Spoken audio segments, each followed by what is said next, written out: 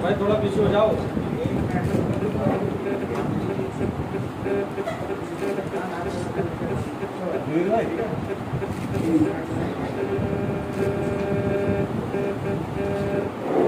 दिल्ली में एक पार्टी की लहर थी, उसमें भी हमें लोगों ने जितवाया और बगैर किसी लालच के वोट दिया। सीमा को 2 बार जितवा रहे हैं।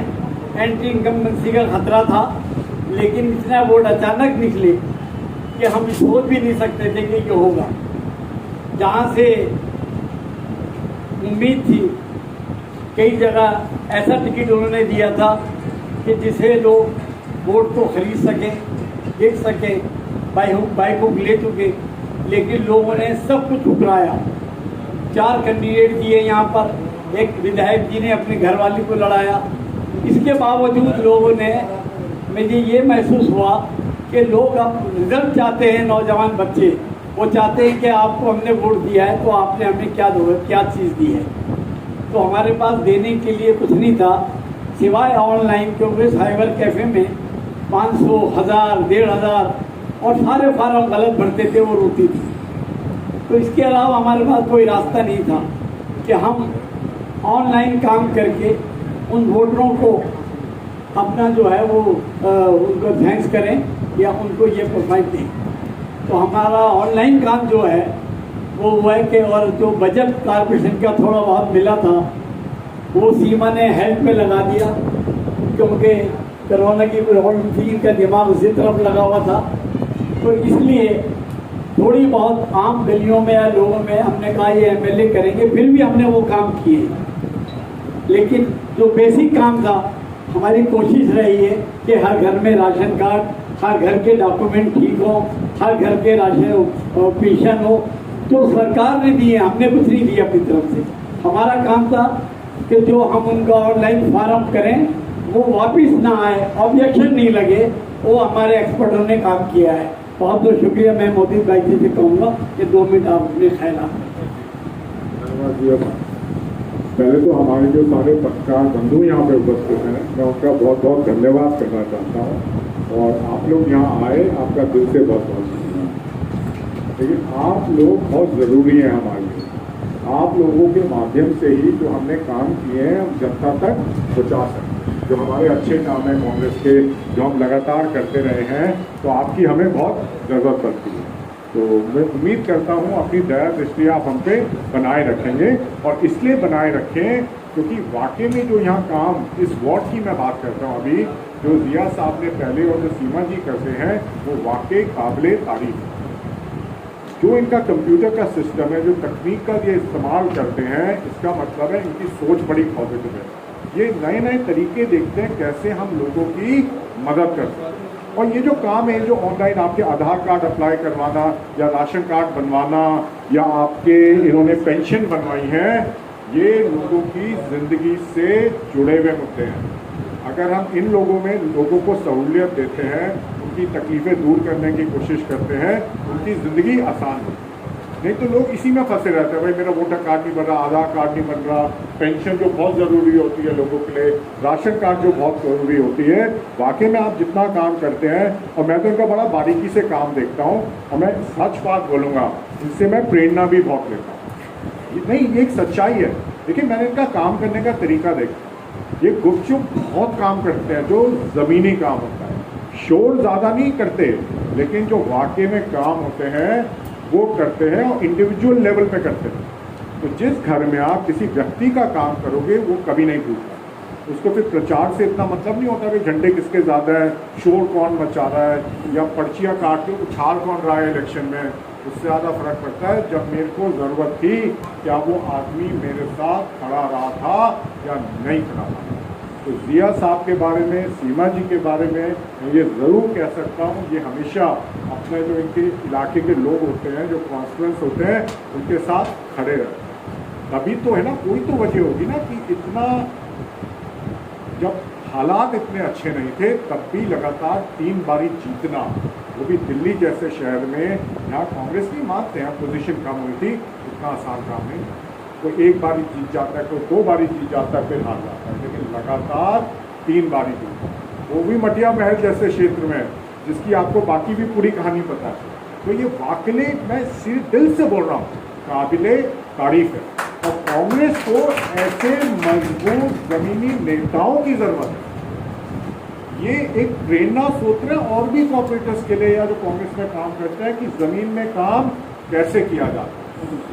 तो ये मैं कहूँगा दोबारा से, देखिए इतनी इज्जत ये मुझे देते हैं तो मैं तो इनका हमेशा बड़ा शुक्रगुजार रहता हूँ। आपका आपने मुझे आज बुलाया दोबारा से, आपका बहुत बहुत धन्यवाद दिया साहब। असीमा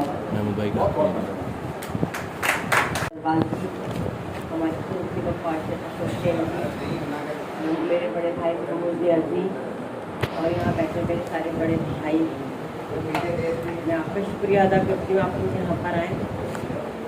और मैं ये बताना चाहती हूँ कि यहाँ पर जितने भी काम हो रहे हैं, सारी मेहनत का आइडियाज़ जो मिलते हैं वो हमें महमूद भाई से मिलते हैं। जब डेथ ऑफ बर्थ का सर्टिफिकेट का मसला था तब भी इन्होंने मुझे मशवरा किया था, और किस तरह हमने उसको कश्मीरी गेट से डिलाइट पर लेकर आए और डिलाइट से फिर ऑनलाइन सिस्टम हुआ तो यहाँ पर शुरू किया। और ये सबसे बड़ी बात है, साइबर कैफे में जिसके सर्टिफिकेट के डेथ ऑफ बर्थ के 2000 रुपये ले रहे थे, वहाँ पर ये हम लोग फ्री ऑफ कॉस्ट यहाँ पर दे रहे हैं। सबसे ज़्यादा इन लोगों ने ये ख्याल के जो महिलाएं आती हैं उनका रिक्शों का किराया बचे, जितनी गरीब की जितनी मदद हो सकती है हम लोगों ने की, और ये सब उन्हीं की दुआओं का असर है कि यहाँ पर आज हम लोग मौजूद हैं, खड़े हैं आप लोगों के सामने। तो मैं आप लोगों का तहे दिल से फिर से शुक्रिया अदा करती हूँ।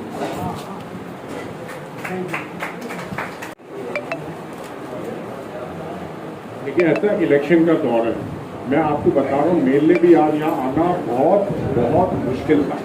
ठीक है, रिया साहब ने एक समय दिया था, हमारी मीटिंग थी 2 बजे। इस समय टिकटों का दौर चल रहा है, टिकटों के दौर में हर जने का आना कभी कभी दिक्कत आती है। मेरा खुद आना बड़ा मुश्किल हो रहा था, लेकिन मैंने इनको वायदा किया था तो एक मीटिंग छोड़ के मैं ज़रूर इसमें आया। अगर ये समय नहीं होता तो हर जना ज़रूर आता। तो इस समय आप देखेंगे स्क्रीनिंग कमेटी की मीटिंग चल रही है, सारे दिल्ली में अभी टिकट अनाउंस होने हैं, तो काफ़ी हर जगह डिस्ट्रिक्ट प्रेसिडेंट्स की कहीं अलग रिक्वायरमेंट होती है, ब्लॉक प्रेसिडेंट्स की ज़रूरत होती है, किसी को स्क्रीनिंग कमेटी के पास जाना होता है, छोटी छोटी अलग। एक तो स्क्रीनिंग कमेटी की मीटिंग के अलावा जहाँ मुद्दे होते हैं उनको सॉल्व करने के अलग छोटी छोटी सब कमेटीज होती हैं। तो अगर ये आज का दिन नहीं होता और टिकट आपको पता है आज शाम को कितने 250 टिकट अनाउंस होने हैं, तो ये सवाल फिर पूछने की जरूरत है। जी मैंने फोन किया था जावेद मिर्जा जी को, वो कहीं बिजी है इसलिए वो आ नहीं पाए, उनसे बात हो गई थी इसलिए नहीं आता। देखिए मैनिफेस्टो बहुत जल्दी हो जाएगा। आज हारून यूसुफ साहब की लीडरशिप में उन्होंने मैनिफेस्टो कमेटी बनाई है और उसमें अमृता धवन जी भी हैं और लोग भी हैं। कल सारी हमारी परसों प्रोजेक्ट हुई थी, तो बहुत जल्दी आएगा मैनिफेस्टो। उस पर काम पहले से चालू है, तो मुझे लगता है बहुत जल्दी आएगा। और कोई सवाल किसी का? फ्री बिजली फ्री पानी के सामने किस तरह का मैनिफेस्टो कांग्रेस लेकर आएगी, किस तरह से चुनाव लड़ेगी? पानी की क्वालिटी आपको दिल्ली में पता है कैसी आती है? आप कहीं भी चले जाए, मैं तो न्यू फ्रेंड्स कॉलोनी में रहता हूँ, वहाँ भी पानी पीना मुश्किल हो जाता है। देखिए बिजली से बात करना, लेकिन सुविधाएं देने में फ़र्क होता है।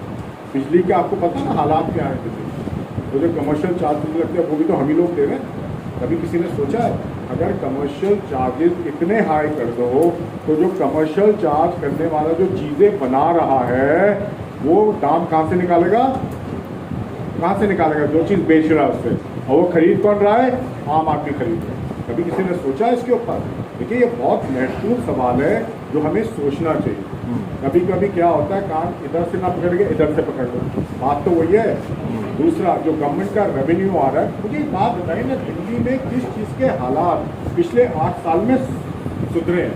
क्योंकि कोई जवाब तो दे। क्या ट्रांसपोर्ट के जो हमारी यातायात व्यवस्था सुधरी है? सुधरी है? कोई जवाब देगा मुझे इस चीज़ में? नहीं सुधरी। मेट्रो फेज ऑलरेडी आपको पता होना चाहिए, पहली बारी 2-2 साल 3-3 साल लेट हो रहे हैं और केजरीवाल जी कह रहे हैं मेरे पास पैसा नहीं है इसको देने के लिए।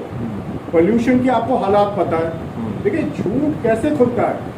आज तक 8-7 साल से पोल्यूशन का जिम्मेदार कौन था? पंजाब में जो पराली जलती थी वही जिम्मेदार था ना। वो लोगों को ये समझाते थे दिल्ली की पूरी पोल्यूशन सिर्फ उसकी वजह से है। आज क्यों नहीं करते पंजाब की बात? करनी चाहिए ना आदमी। इससे पता चलता है आदमी का चरित्र क्या है। मुझे एक बात बताइए ना, देखिए बहुत ज़रूरी सवाल है। मैं अपने दोस्तों को पूछता था जब केजरीवाल जी आए थे, अरे मैं गाड़ी नहीं लूँगा, अरे मैं बंगला नहीं लूँगा, अरे मैं AC नहीं लूँगा, अरे मैं रेड लाइट नहीं लूँगा, अरे मुझे सिक्योरिटी की भी ज़रूरत नहीं है। अभी किसी ने सोचा वो बोल क्या रहे हैं? मैंने अपने दोस्त से, मतलब बहुत पढ़े लिखे दोस्त हैं, मैंने कहा जी वो बड़ा इंप्रेस हुआ। मैंने से एक सवाल पूछा, मैंने कहा एक बात बताओ, जो चीफ मिनिस्टर होते हैं अगर उसको अच्छा ऑफिस मिल गया है और AC मिल गया है, मेरे को तो कोई दिक्कत नहीं है, उसको आप सुविधाएं दें, क्योंकि जब सुविधा मिलेगी वो लोगों के लिए काम करें। मैं क्या, नहीं तो आपका मॉडल अपना लेते हैं, एक काम करते हैं ना ऑफिस देते ना AC देते ना घर देते, उससे कहते हैं सड़क पे डेस्क लगा यहीं से काम कर। कभी कोई सोचे तो सही बोल क्या रहे हैं। अगर आप एक चीफ मिनिस्टर को सिक्योरिटी देते हैं, आप केजरीवाल जी को नहीं दे रहे या आप प्रधानमंत्री मोदी को नहीं दे रहे, आप उस पद को दे रहे हैं, क्योंकि वो एक संवैधानिक पद है और देश का संवैधानिक पद है। तो अगर उसको आप थोड़ी सिक्योरिटी दे रहे हैं कोई दिक्कत नहीं है। अगर आप गाड़ी दे रहे हैं तो क्या करें? मतलब मैंने पूछा, अच्छा अगर मैं चीफ मिनिस्टर बन जाऊं और गाड़ी ना लूं तो कैसे जाऊं? रिक्शा में जाऊंगा? कैसे? पैदल जाऊंगा ना। अगर मुझे किसी प्रोग्राम में जाना हो तो मैं कैसे जाऊंगा? देखिए कभी कभी केजरीवाल जी जो सारी बातें करते थे वो उनको भी पता था झूठ है। वो तो इनकम टैक्स ऑफिसर थे, तो ये सारी सुविधा लेते थे नहीं लेते थे? देखिए गुमराह करने में मास्टर वन, मुद्दे को भटकाने में मास्टर वन। अगर इतनी अच्छी हेल्थ सुविधा अच्छी होती तो कोरोना में इतनी दिक्कत क्यों आती भाई? दिल्ली में मरे लोग नहीं मरे। एजुकेशन, आपको आज एक चीज़ बताता, आप सुन के हैरान हो जाओगे। आप में से ये बताओ, शीला जी के समय में दिल्ली सरकार में 16.5 लाख बच्चे दिल्ली सरकार के स्कूलों में पढ़ते थे। कितने? 16 लाख। पिछले 8 साल में दिल्ली की आबादी बढ़ी है कम हुई है? बढ़ी है। तो आपके हिसाब से अनुमान लगाओ कितने बच्चे आज दिल्ली सरकार के स्कूलों में पढ़ते होंगे? क्योंकि शिक्षा तो बहुत सुधार दी इन्होंने। कितने परसेंट बढ़े होंगे? अंदाजा लगाओ कोई। 10% बढ़े होंगे? 20, 30, 40 कितने बढ़े होंगे? अंदाजा कितने? मैं बताऊं कितने? 20% नहीं, 20,000 बढ़े हैं। 16 लाख होते थे, आज 16 लाख 20 या 25,000 है। कोई जवाब तो देगा इस चीज का। सुधार मैंने बहुत दी, 3-4 स्कूलों में पेंट करवा दिया और सुधार दी। अरे एजुकेशन सुधारना कहते किसको है? जो आप बच्चों को पढ़ा रहे हो उसकी क्वालिटी आपने सुधारी नहीं सुधारी है? बिल्कुल नहीं सुधारी। आज भी हैरानगी होगी आपको, 1040 के करीब दिल्ली सरकार के स्कूल हैं, 80% में प्रिंसिपल नहीं है। बिना प्रिंसिपल के स्कूल चल रहे हैं, बिना प्रिंसिपल के स्कूल चल रहे हैं। आज तो तकनीक का जमाना है, जिया साहब तो कंप्यूटर का इस्तेमाल कर रहे हैं। अरे स्कूल में कंप्यूटर का इस्तेमाल कर लेते हैं। 40% टीचर्स अभी भी गेस्ट टीचर्स हैं। तो कांग्रेस के दिल्ली सरकार के मुद्दों में इलेक्शन लड़ेंगे, हम सब पे लड़ेंगे। देखिए ऐसा है, यहाँ बीजेपी भी आ रही है, केजरीवाल जी भी आ रहे हैं। हम तो दोनों की जो नाकामियाँ हैं उन पर इलेक्शन लड़ेंगे। जो MCD में बीजेपी की नाकामी रही है और जो केजरीवाल की सरकार की नाकामी रही है, जो आदमी का चरित्र ही ऐसा है उससे क्या आप उम्मीद करेंगे वो पार्टी कॉर्पोरेशन में आएगी ठीक करेगी? इस सवाल का जवाब है, जो दिल्ली सरकार में होते हुए भी सिर्फ झूठ और प्रोपेगेंडा करती है, विज्ञापन की राजनीति करती है, क्या वो MCD में आएगी काम करेगी? ये बहुत महत्वपूर्ण सवाल है। मैं छोटा सा आपको बता देता हूँ एड बजट कैसे करते हैं। दिल्ली में जब पराली की बात हुई थी, केजरीवाल जी ने पिछले साल कहा अरे मैंने इसका सोल्यूशन निकाल दिया है। अरे मैंने क्या सोल्यूशन था? मैंने बायो डिकम्पोजर बनाया है, उसको डालोगे तो सारी समस्या दूर हो जाएगी। पता है कितने का खरीदा था बायो डिकम्पोजर दिल्ली के लिए? 68 लाख रुपए का। कितने का? पता उसके ऐड में कितने पैसे खर्चे थे? 23 करोड़ रुपए। शर्म नहीं आती? अच्छा अगर आपको इतना अच्छा सोल्यूशन मिल गया था तो इस बारी पंजाब में क्यों निकल लिया उसका इस्तेमाल? अब तो तुम्हारी सरकार है। और ये कहीं ना कहीं हमें दिमाग से सोचना पड़ेगा, नहीं तो दिल्ली के हालात नहीं सुधरने वाले। देखिए दोनों को पता है कि हमें वोट तो किसी और मुद्दे पे मिल रहा है। भाई जब वोट किसी और मुद्दे पे मिल रहा है, डेवलपमेंट वोट मिल ही नहीं रहा, तो डेवलपमेंट आदमी करेगा क्यों? अभी ये बहुत महत्वपूर्ण सवाल है।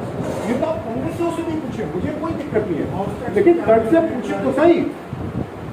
हाउस टैक्स में क्या मिले? देखिए जो मेरी सोच क्या होता है, मेरे हिसाब से हाउस टैक्स कुछ श्रेणी है जिनमें बिल्कुल माफ कर दें, ये मेरी सोच है। जो आदमी अफोर्ड कर सकता है उससे ले, लेकिन जो नहीं कर सकता उससे नहीं होना चाहिए। मुझे याद है जब जयप्रकाश नारायण कॉर्पोरेशन में थे, कोई परफेक्ट बताइए, धीरे धीरे ऑर्गेनाइजेशन में गलती है। हमारा काम होता है इसको देखते रहें, जमीन के जुड़े रहें और देखें कहाँ गलतियाँ आ रही है उनको सुधारें। लेकिन माफ करना पाओगे, हमारी तो गलतियाँ थी, इनके तो षड्यंत्र है। अब फिर से गलती और षड्यंत्र और उफ और कत्ल में हमें फर्क आना चाहिए, ये मैं कहता हूँ। सबसे बड़ी गलती थी कांग्रेस ने, जो जब शुरू में इसका सपोर्ट किया था, कांग्रेस की सबसे बड़ी गलती है। हमने कोई सपोर्ट नहीं, 8 सीट सपोर्ट किया था, सरकार बनी थी 49 दिन की, 49 दिन की काशिफ बन गया, हर चीज कांग्रेस की गलती है। नहीं, 49 दिन की सरकार। इसका जवाब दो ना, उसी तरीके से। आज भी सवाल कांग्रेस से पूछे जाते हैं, देश की सरकार से कोई सवाल नहीं। केजरीवाल से ये जो मैंने सारे सवाल बोले, कौन पूछ रहा है? एक का नाम लीजिए मुझे। क्यों डिबेट नहीं होती इन मुद्दों पे? सीरियस डिबेट हो, एक डॉक्यूमेंट्री करे लोग कि भाई वाकई में स्थिति क्या है, कहाँ होती। सवाल हमसे पूछे जाते हैं, गलती तो किसी की कुछ भी निकाल लो भाई, हमें सरकार में क्या, जिनसे पूछना उनसे पूछना, वहाँ कोई नहीं पूछना। दिक्कत यहाँ पे जिस दिन उनसे पूछना शुरू कर दोगे, जिनको उनको लगेगा कि ये 24/7 के मुद्दे हैं, उस दिन सॉल्व हो जाएगा। शहर की जो हमारी सीटें पार्टी इस तरीके से गैल्वेनाइज करेगी, लेकिन जल्दी अनाउंस हो जाएंगे। हमारे पास बहुत अच्छे कैंडिडेट हैं जो आएंगे। जनता को जैसे हम नॉर्मली संवाद करते रहते हैं, तो समझाने की जरूरत है और जनता समझ रही है। सर आखिरी सवाल आप लास्ट पूछ रहे हैं आपसे, कांग्रेस अपने आप को इस निगम चुनाव में कहाँ देख रही है और कितनी सीटें आप लोग एक्सपेक्ट कर रहे हैं कि आप लोगों को इस निगम चुनाव में मिलने वाली सीटें आएंगी? मुझे तो लगता है कांग्रेस जीत की कगार पे है। जहाँ तक नंबर ऑफ सीट्स हैं, देखिए मैं तो सपोजिस्ट तो हूँ नहीं, कोई आदमी क्लेम करता मैं मोदी जी जैसे, वो अमित शाह जी जैसे कहता तो नहीं, मेरे तो भैया 250 सीट आ रही है, यहाँ कितनी आ रही है सर, लेकिन आप लोग तो लड़ाई में सीटें। अच्छा एक बात बताइए, केजरीवाल जो कह रहे हैं मैं तो गुजरात जीत रहा हूँ, हिमाचल भी जीत रहे थे, 4% वोट आए, वो तो गोवा भी जीत रहे थे, 2% वोट आए, वो तो उत्तराखंड भी जीत रहे थे, वो तो हर जहाँ जाते जीतते। हवा कैसे बनाते हैं? बारे में जो हवा कहाँ से आती है? बड़े बड़े होर्डिंग लगा दो, बड़े बड़े आय लगा दो, ऐसे जीते जाते हैं। आप हैरान हो जाएंगे, चौंकाने वाले। धन्यवाद आप लोगों का।